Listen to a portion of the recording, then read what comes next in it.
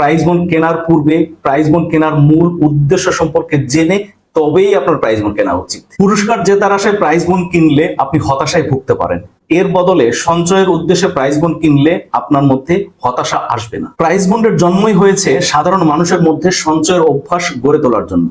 এর সঙ্গে প্রতি 3 মাস পর পর যে ড্র অনুষ্ঠিত হয় তাতে যদি কোনো পুরস্কার জেতা যায় সেটিকে একটি অতিরিক্ত প্রাপ্তি হিসাবে বিবেচনা করা উচিত। এটি একটি বোনাস, যা প্রাইজ বন্ড কেনার মূল লক্ষ্য নয়। এই সঞ্চয় অনেকটা মাটির ব্যাংকে অল্প অল্প করে টাকা জমানোর মতোই কাজ করে। আপনি হয়তো 500 বা 700 টাকার মতো ছোট অর্থ দিয়ে কোনো লাভজনক খাতে বিনিয়োগ করতে পারবেন না। অপ্রয়োজনে যাতে এই টাকা খরচ না হয়ে যায় সেজন্য এই টাকা দিয়ে প্রাইজ বন্ড কিনে রাখা যেতে পারে। প্রতি মাসে যদি 10-20টি করে প্রাইজ বন্ড কিনে রাখা হয় তাহলে একসময় এই জমানো অর্থের পরিমাণ অনেক বড় হয়ে যেতে পারে। উদাহরণস্বরূপ, একজন মানুষ যদি প্রতি মাসে 1000 টাকা দিয়ে 10টি করে প্রাইজ বন্ড কিনতে শুরু করেন তাহলে 1 বছর পর তার প্রাইজ বন্ডের সংখ্যা দাঁড়াবে 120টি এবং টাকার অঙ্কের পরিমাণ 12,000 টাকা।